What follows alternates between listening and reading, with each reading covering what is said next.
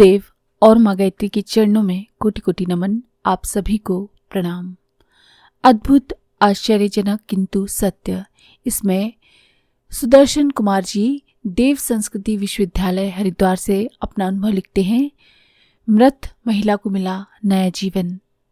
पूज्य गुरुदेव की कृपा से कैसे एक मृत महिला जीवित हो गई।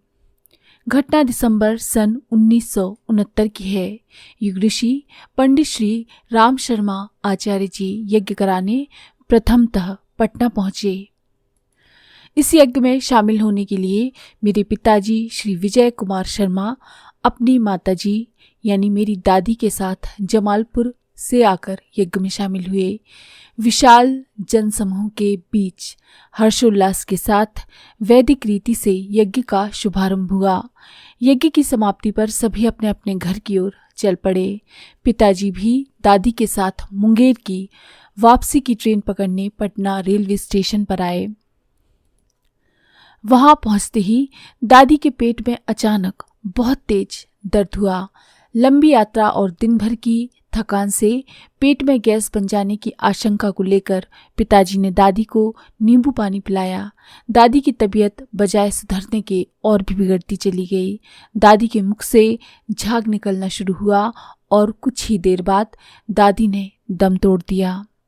दादी को मरे हुए 4 घंटे गुजर चुके थे। चेहरे पर मक्खियां भिनभिनाने लगी थीं।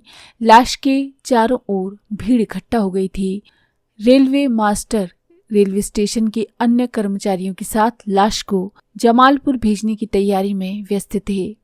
तभी प्लेटफॉर्म नंबर 4 के जन समुदाय ने नारा लगाया, गुरुजी की जय हो, गायत्री माता की जय हो। पिताजी प्लेटफॉर्म नंबर 1 पर थे। नारे की ऊंची आवाज से उनका ध्यान प्लेटफॉर्म नंबर 4 पर गया। उन्होंने दूर से गुरुजी को देखा। दौड़कर रेल की पटरियों को फलांगते हुए प्लेटफॉर्म नंबर 4 पर पहुंचे। पिताजी की आंखों के आंसू रुक नहीं रहे थे। उन्होंने कपकपाती हुई आवाज में गुरुजी से कहा, गुरुजी मेरी माँ मर गई। उन्हें आगे के शब्द पिताजी के गले में ही अटके रह गए। वे फूट फूट कर रोने लगे। गुरुदेव ने पिताजी के कंधे पर हाथ रखा और साथ लेकर 2 नंबर प्लेटफॉर्म पर जाने के लिए पुल की ओर बढ़े। भीड़ पीछे पीछे चल पड़ी। क्षण भर के लिए गुरुजी ने दादी की लाश को देखा और मुस्कुराते हुए बोल पड़े, उठा उठा, माँ को उठा। पिताजी किंग कर्तव्यमूढ़ होकर खड़े रहे। गुरुदेव के दोबारा कहने पर उन्होंने यंत्रवत माँ को उठाने की चेष्टा की और आश्चर्य, दादी माँ सचमुच उठकर बैठ गईं। उस वक्त दादी की उम्र प्रौढ़ावस्था की दहलीज पर खड़ी थी।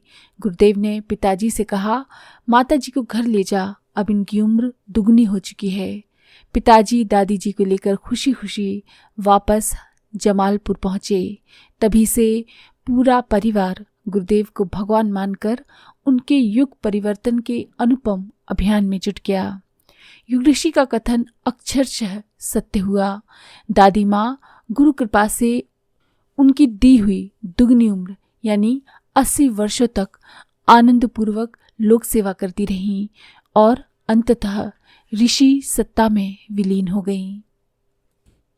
इस तरह से मृत माँ को पूज्य गुरुदेव ने जीवन दान दे दिया।